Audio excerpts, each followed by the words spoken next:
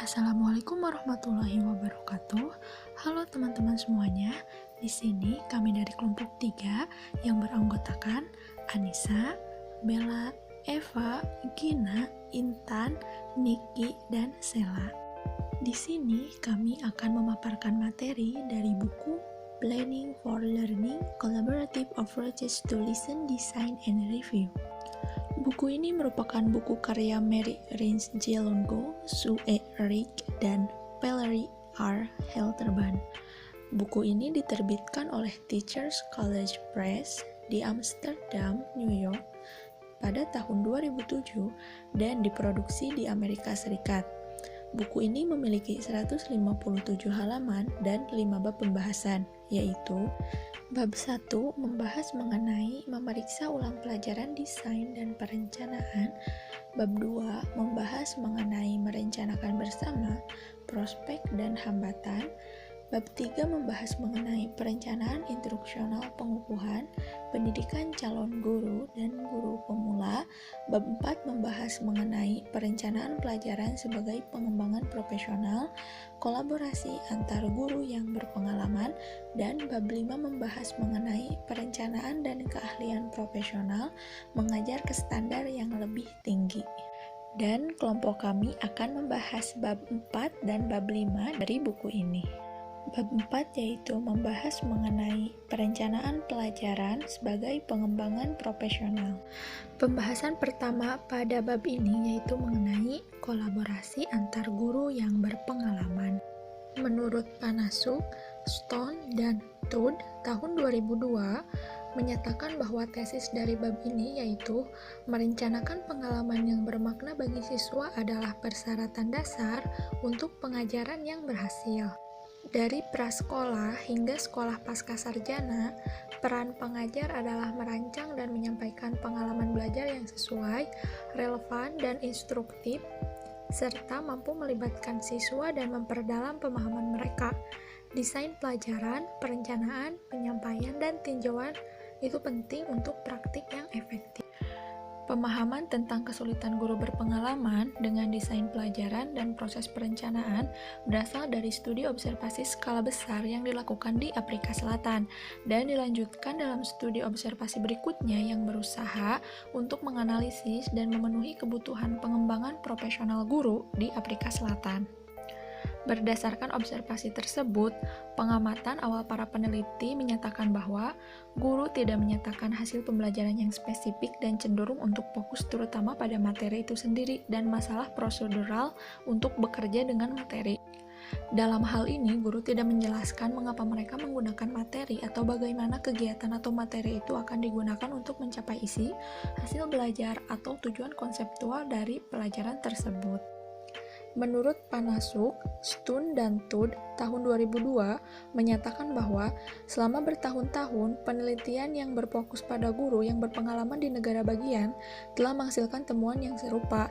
Dengan tidak adanya pelatihan khusus, sangat sedikit guru yang membangun hubungan antara tujuan, kegiatan instruksional, dan metode evaluasi.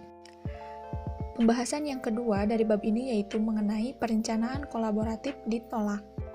Seringkali, tahap desain pelajaran dianggap biasa, dan review pelajaran sering dibatasi pada evaluasi diri atau observasi oleh personel pengawas daripada proses per-review. Pengembangan profesional menuntut lebih dari sekedar mendengarkan dengan sopan. Guru perlu melihat model strategi baru, menerapkannya di ruang kelas, dan menganalisis hasilnya. Ajaran konstruktivisme yang banyak menjadi bagian dari diskusi tentang pembelajaran anak berlaku sama untuk guru, karena praktisi harus membangun pembelajaran mereka sendiri daripada diharapkan hanya menyerap informasi. Jika tujuannya adalah untuk menggerakkan pelajaran ke arah pendalaman pemahaman peserta didik, hal ini membutuhkan perubahan yang bersamaan dengan bagaimana pengembangan profesional untuk guru yang berpengalaman dilakukan dan dievaluasi. Menurut Redford tahun 1998 menyatakan bahwa ketika perbaikan berkelanjutan adalah tujuannya, perencanaan pelajaran merupakan proses yang dinamis, rekursif, dan bersiklus. Nilainya tidak dapat dinilai dengan cara kuantitatif saja. Bukti dalam setidaknya 3 kategori, yaitu pekerjaan guru, pekerjaan pelajar, dan pengesahan teman harus dikumpulkan dan dianalisis. Selanjutnya mengenai studi kasus, administrasi membentuk beberapa komite dan masing-masing bertugas menangani masalah. Lalu ada kelompok yang bertanggung jawab untuk memeriksa praktik kurikuler saat ini, mempromosikan pembelajaran kooperatif di antara staf pengajar, dan menetapkan program pendampingan untuk fakultas baru yang dilaksanakan dan diawasi oleh anggota staf pengajar lainnya. Tugas pertama komite adalah meminta guru mengunjungi dan mengamati secara informal di ruang kelas satu sama lain. Pengamatan dijadwalkan dan kriteria berikut ditetapkan untuk observasi putaran pertama. Nah, masalah utama yang diidentifikasi sebagai kritis oleh staf dan administrasi adalah: pertama, kinerja siswa yang buruk pada tes negara. Kedua, perubahan yang sering terjadi dalam gaya manajemen. Ketiga, masalah manajemen perilaku dengan siswa. Keempat, tidak adanya integrasi kurikulum di berbagai tingkat kelas. Dan yang kelima, presentasi tinggi yang membutuhkan layanan pendidikan khusus. Dari kasus tersebut, terdapat analisis terhadap situasi ini adalah bahwa guru perlu bekerja sama dan membuat keputusan kurikuler penting yang mempengaruhi ruang kelas mereka, sehingga anggota staf ketika mencoba metode baru dan bekerja sama untuk mencapai tujuan pembelajaran yang penting bagi siswa, membutuhkan dukungan baik dari rekan kerja maupun bagian administrasi. Nah, fokus utama pengamatan staf seharusnya tidak untuk memeriksa rekan kerja, tetapi untuk mencontohkan, mengkritik, dan mengajar. Kemudian tujuan dari pengamatan rekan tidak untuk memantau kepatuhan seorang untuk rencana pelajaran tradisional, tetapi untuk mengembangkan lebih berorientasi pada proses rencana pembelajaran yang berlapis-lapis sehingga menggabungkan berbagai keterampilan. Nah, upaya untuk menerapkan perubahan ini menemui beberapa hambatan, seperti banyak guru tetap yang sangat protektif terhadap wilayah mereka dan sangat sensitif tentang meminta orang memasuki kelas mereka. Kedua, secara keseluruhan, guru tidak memiliki tingkat kepercayaan tertentu pada kemampuan lembaga untuk melakukan perubahan nyata. Ketiga, desakan untuk menggunakan rencana pembelajaran tradisional telah melumpuhkan bahkan anggota staf pengajar yang paling antusias. Dan keempat, mentalitas bertahan hidup dari administrasi untuk menemukan solusi penyebab keputusan reaksioner demi keputusan yang dibuat. Selanjutnya, pengembangan profesional melalui desain pelajaran dan tinjauan. Menurut Lieberman dan Grolnick mendefinisikan konsep jaringan yang mencakup 5 bahan utama. Pertama, rasa kuat komitmen terhadap inovasi. Kedua, rasa tujuan bersama. Ketiga, campuran berbagi informasi dan dukungan psikologis. Keempat, fasilitator yang efektif. Dan kelima, partisipasi sukarela dan perlakuan yang sama. Nah, kegiatan pengembangan profesional ini berfokus pada perencanaan, harus relevan, efektif, berkelanjutan, dan dihargai oleh administrasi. Nah, selanjutnya di sini ada pengembangan profesional yang efektif bagi guru yang harus memungkinkan guru itu untuk mempelajari dan memperoleh keterampilan baru, lalu ada memperdalam pengetahuan konten, lalu ada menggabungkan pengetahuan konten dengan apa yang guru ketahui tentang belajar dan mengajar dalam konteks khusus siswa, lalu ada memotivasi siswa untuk menggunakan alat yang akan berkontribusi pada pembelajaran guru dan siswa. Lalu ada memberitahu siswa tentang di mana dan bagaimana mereka dapat terus belajar.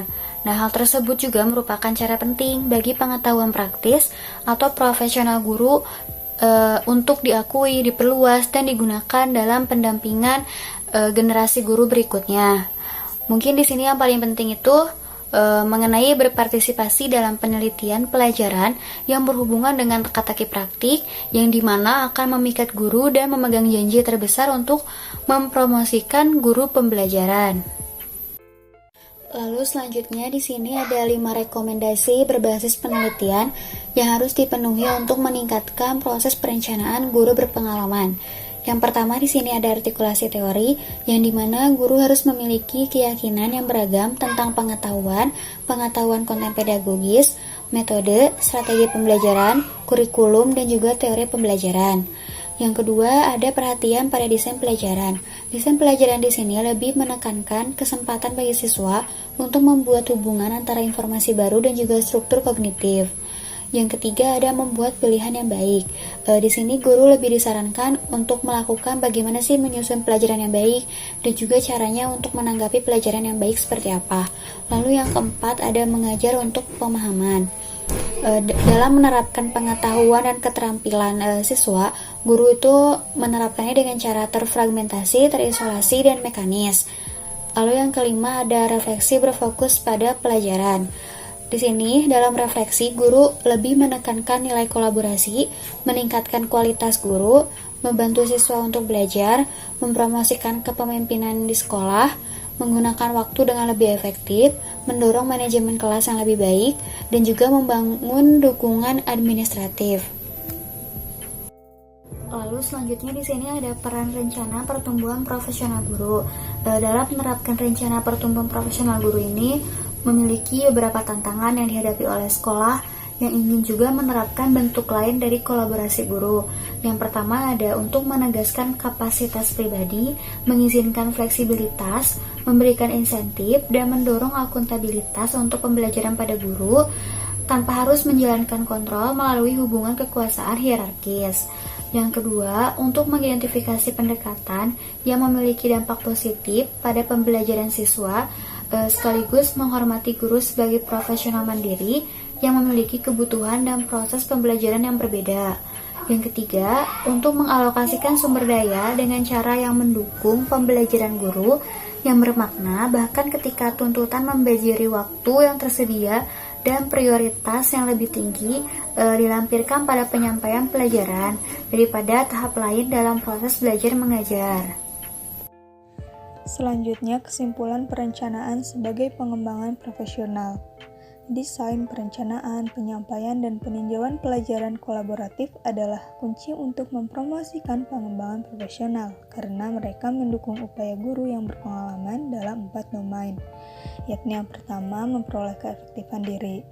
Yang terjadi ketika guru yakin bahwa mereka dapat memberikan pengaruh positif yang kuat pada pelajaran siswa, pegang harapan yang tinggi bahwa semua anak dapat belajar, berkembang, tumbuh, dan mempengaruhi kolega yang dihormati, dan memberikan kontribusi pada kelas, program, tingkat kelas, sekolah, ataupun sistem, dan memiliki keyakinan bahwa mereka dapat meminta dukungan dari orang tua, keluarga, komunitas untuk memobilisasi sumber daya dan mencapai tujuan penting. Upaya perencanaan kolaboratif membangun rasa keberhasilan guru dengan menyarankan alternatif yang lebih efektif. Yang kedua, mengembangkan kompetensi yang lebih besar yang terjadi ketika guru meningkatkan pengetahuannya tentang konten atau terminologi, fakta, konsep, dan prinsip dasar dari berbagai disiplin ilmu, meningkatkan keahlian pedagogikal mereka, memperluas strategi pengajaran khusus mereka, memperoleh keterampilan kolaborasi, dan menggunakannya untuk meningkatkan kurikulum, dan bekerja dalam budaya yang mengakui keunggulan.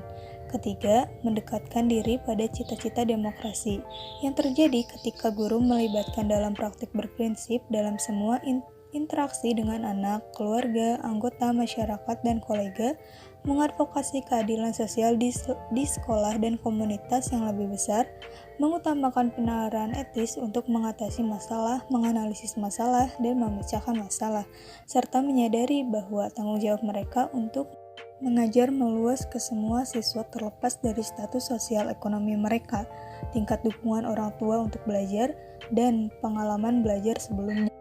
Keempat, menjadi anggota komunitas kolegial, yang terjadi ketika guru termasuk dalam kelompok profesi yang dipercaya dan dikagumi yang dapat menawarkan nasihat dan dukungan, dihormati oleh rekan-rekan yang dijunjung tinggi, tahu bagaimana mendapatkan perhatian, dan partisipasi dari rekan kerja dalam mengejar tujuan yang bermanfaat, berkontribusi pada pengembangan generasi guru berikutnya, dan memperluas lingkup pengaruh mereka di luar lingkungan langsung ke pendidik lain di lapangan.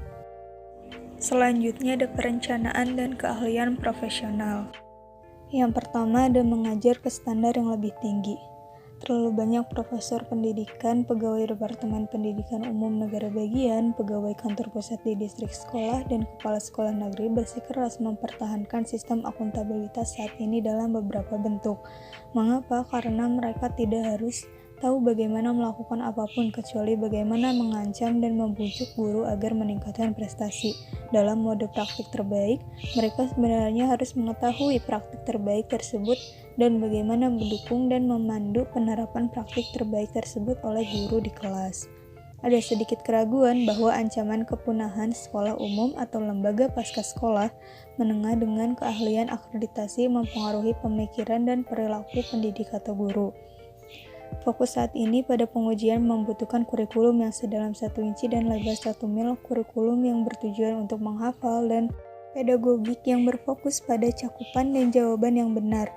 Keutamaannya adalah kesederhanaan, keselarasan, dan terukur. Di masa pendidikan yang sulit dan tidak pasti ini, pengembangan profesional kelompok besar dan satu kesempatan atau keunggulan beberapa guru yang baik tidak akan mencukupi. Masa kritis guru dan pendidik guru harus berfungsi sebagai cendekiawan, pemimpin, dan kolega jika perlawanan menjadi suatu yang lebih dari sia-sia. Selanjutnya ada guru sebagai beasiswa, mempromosikan praktik berbasis penelitian. Jika perencanaan pembelajaran dapat dikonseptualisasikan sebagai siklus yang diawali dengan desain pembelajaran, pindah ke perencanaan, kemudian ke implementasi, dan selanjutnya ke tinjauan tanggapan peserta didik, dan akhirnya datang lingkaran penuh untuk mendesain ulang pelajaran. Kemudian aplikasi penelitian akan cenderung menjadi yang paling berharga di awal dan di akhir dalam siklus perencanaan, dengan kata lain selama desain dan desain ulang pelajaran. Yang cenderung diabaikan oleh pembahasan instruksi berbasis bukti adalah upaya mengintensifkan penelitian yang bertentangan dengan agenda politik behavioris. Fastrup dan Samuels memperingatkan bahwa penelitian paling berpengaruh bila temuannya sesuai dengan tenor sosial, politik, dan ekonomi saat itu. Studi yang menunjukkan sesuatu yang ingin dipercayai oleh bidang atau masyarakat pada saat tertentu adalah studi yang akan paling berpengaruh. Riset sangat penting tidak selalu ketika memberikan jawaban terbaik atau paling akurat, tetapi ketika menawarkan jawaban yang paling ingin kita dengar. Suara paling keras untuk penelitian ilmiah dan instruksi berbasis bukti hanya mempertimbangkan upaya empiris sempit yang menghasilkan hasil satu baris yang digunakan untuk menyalakan mesin uap cepat. Guru atau pendidik perlu mengetahui sendiri penelitian tersebut untuk menghindari diganggu oleh mereka yang berpura-pura mengetahuinya. Selanjutnya yang ketiga itu ada guru sebagai pemimpin menerima konstruktivisme. Lebih dari 15 tahun yang lalu, William Glasser pada tahun 1990 menangkap situasi sulit yang dihadapi banyak guru saat ini. Kebanyakan guru yang kompeten mengakui bahwa upaya untuk mengisi siswa dengan potongan-potongan pengetahuan yang terukur tidak ada hubungannya dengan pendidikan yang berkualitas tinggi. Di mana jika mereka mengajar secara konseptual dan menantang siswa untuk berpikir dan mempertahankan ide-ide mereka, siswa akan memiliki kesempatan untuk mempelajari sesuatu yang bermanfaat. Mereka merencanakan tugas yang mengharuskan siswa untuk membangun makna bagi mereka sendiri lebih rumit daripada merencanakan instruksi yang lebih tradisional dan berpusat pada guru. Itu menjelaskan mengapa pengajaran yang berpusat pada guru tetap begitu lazim, meskipun telah lama ada kritik yang beralasan tentang mengharuskan guru merencanakannya sendiri. Lalu yang keempat itu guru sebagai rekan. Dari akuntabilitas menjadi tanggung jawab. Akuntabilitas pada dasarnya bersifat ekstrinsik, dengan fokus pada kemampuan menjawab yang ditetapkan pada beberapa tujuan yang ditentukan secara eksternal dan menyeratkan beberapa konsekuensi yang dikenal secara eksternal untuk kekurangan. Tanggung jawab jauh berlawanan dalam kedua hal, dengan perasaan implisit kesetiaan dan kewajiban yang timbul dari seperangkat pemahaman berprinsip yang diinternalisasi tentang apa artinya menjalani kehidupan manusia yang baik. Tanggung jawab dengan kata lain adalah tujuan yang lebih konsisten dengan tujuan kewarganegaraan sekolah yang sudah lama ada. Tujuan tersebut termasuk visi yang lebih sempit dari sekolah yang diwakili oleh gerakan berbasis standar dan perhitungan siswa, tetapi memerlukan pengertian yang lebih penuh dan lebih mulia tentang apa artinya sebagai peserta aktif dalam masyarakat yang pernah berjuang untuk memajukan dirinya sendiri sebagai demokrasi politik dan sosial. Lalu yang kelima yaitu kesalahan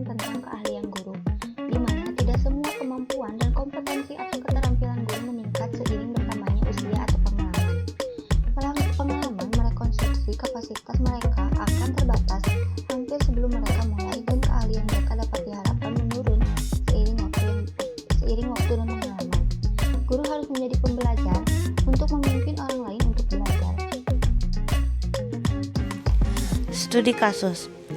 Guru pendidik harus bertanya pada diri sendiri, apakah waktu ekstra yang diperlukan untuk melaksanakan proses ini sepadan dengan hasilnya? Saya memiliki keraguan tentang upaya pertama saya pada kerangka pembelajaran di kelas metode. Tetapi, setelah beberapa penyempurnaan, saya yakin itu akan sepadan dengan waktu ekstra. Jika lesson studi benar-benar menjadi kerangka kerja untuk kelas, maka itu harus menjadi bagian dari hampir setiap kelas. Dalam upaya pertama saya, proses pembelajaran lebih merupakan konsekuensi wajar bagi kelas dibandingkan dengan kerangka kerja. Para siswa dan kadang-kala instruktur tampaknya melupakan peran yang dimainkan oleh lesson studi di dalam kelas. Tema kelasnya adalah mengajar untuk memahami. Tidak hanya itu, bisa ada dalam kerangka studi pelajaran. Dalam beberapa hal, saya bertanya-tanya bagaimana satu bisa terjadi tanpa yang lain. Menuju pemahaman yang lebih lengkap dari keahlian guru. Banyak tulisan tentang keahlian guru mengkonseptualisasikannya di sepanjang kontinum, dari pemula hingga ahli, yang terkait dengan usia dan pengalaman daripada ditentukan oleh mereka.